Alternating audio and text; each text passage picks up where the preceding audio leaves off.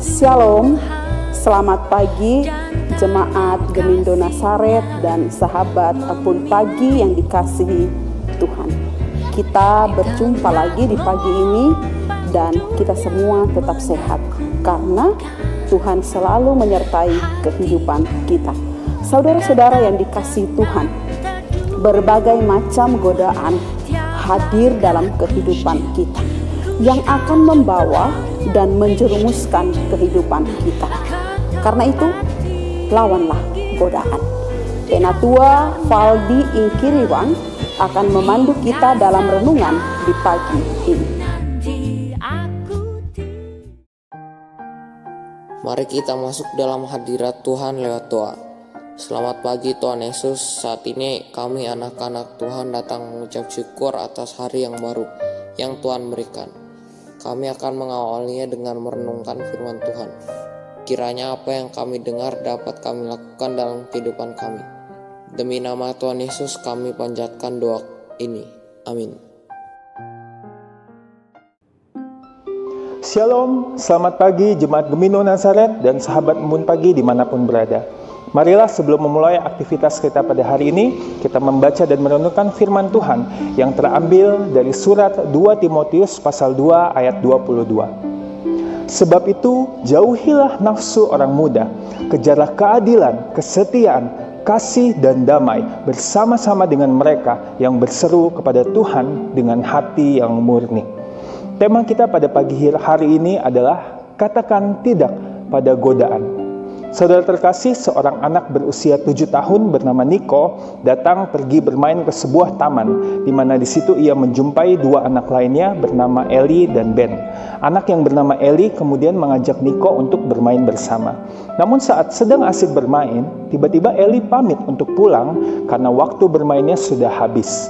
Setelah Eli pergi, Ben datang menghampiri Niko dan berkata, "Kamu tidak usah bermain dengan Eli lagi. Dia kaku dan tidak asik. Besok main sama aku aja, kita main sampai malam." Keesokan harinya, Niko pun pergi bermain bersama dengan Ben, karena pikirnya ia bisa bermain lebih lama. Suatu hari, Ben mengajak Niko untuk mengambil sepeda milik tetangga mereka. Karena sudah terlanjur akrab, Niko pun akhirnya menurutinya. Keesokan harinya lagi, Ben mengajak Niko untuk bolos dari sekolah. Niko pun lagi-lagi tidak mau menolak. Begitu seterusnya, sehingga akhirnya mereka pun dikenal di lingkungan mereka sebagai anak-anak yang nakal dan pembuat onar. Saudara terkasih, keinginan alami manusia di dalam hidupnya adalah untuk mencari kenyamanan dan mendekati kesenangan. Banyak dari kesenangan tersebut adalah hal-hal yang ditawarkan oleh dunia. Kemewahan, kenikmatan, kebebasan, rasa nyaman, dan pelarian dari kenyataan. Kebanyakan manusia menerima tawaran-tawaran ini setiap waktu tanpa sadar bahwa hal-hal tersebut sedang membawa mereka jatuh dalam dosa. Dari mana tawaran dunia tersebut berasal? Ya, tentu saja dari si iblis. Lalu pada akhirnya kita pun bergaul terlalu erat dengan si iblis, sehingga sama seperti cerita Niko, kita tidak lagi mampu untuk berkata tidak akan segala godaannya.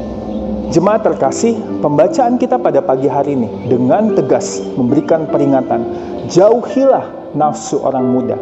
Orang muda di sini tidak berbicara soal usia, melainkan ukuran iman seseorang yang belum dewasa, sering abai, dan masih tidak mampu membedakan antara yang benar dan yang salah.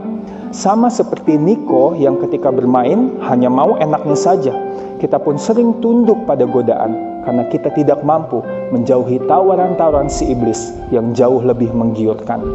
Paulus mengatakan, jauhilah nafsu tersebut.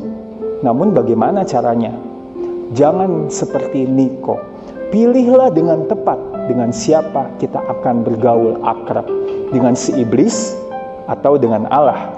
Lewat ayat ini, Paulus memberitahukan 3 cara yang benar untuk bergaul erat dengan Allah. Yang pertama, bergaulah dengan Allah lewat firman-Nya. Dikatakan kejarlah keadilan, kesetiaan, kasih dan damai. Semuanya adalah karakteristik Allah yang dapat kita kenal dengan baik lewat firman-Nya yang tertulis jelas dalam Alkitab. Dan Paulus pun mengajak kita untuk menggali kesemuanya itu. Yang kedua, bergaulah dengan Allah lewat persekutuan. Dikatakan selanjutnya, kejarlah bersama-sama dengan mereka yang berseru kepada Tuhan. Artinya, dalam pergaulan dunia pun kita harus menemukan komunitas yang mengenal dan bergaul erat dengan Tuhan. Kelilingi diri kita dengan orang-orang yang berani berbuat benar. Memang berteman boleh dengan siapa saja, tapi akrabkan diri kita dengan mereka yang mematuhi Allah. Dan yang terakhir, yang ketiga, bergaulah dengan Allah lewat doa. Dikatakan di akhir kalimat, berseru kepada Tuhan dengan hati yang murni. Dan kemurnian serta kesucian hati hanya bisa kita dapatkan lewat hubungan yang intim, berbicara dan berkomunikasi dengan Allah melalui doa.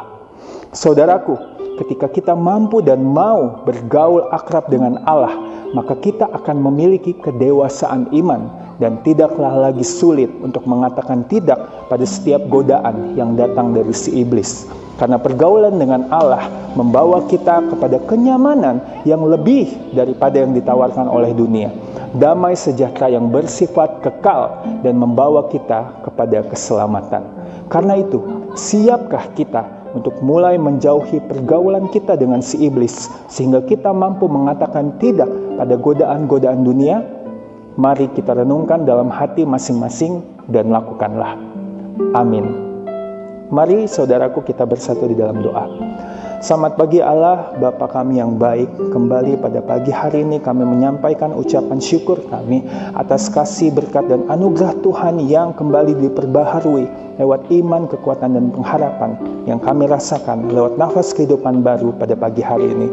Pun kami telah menerima berkat Tuhan yang terindah lewat firman yang telah kami dengarkan, yang mengajarkan dan mengingatkan kami kembali untuk bergaul dengan Allah dan berani mengatakan tidak untuk godaan-godaan dunia.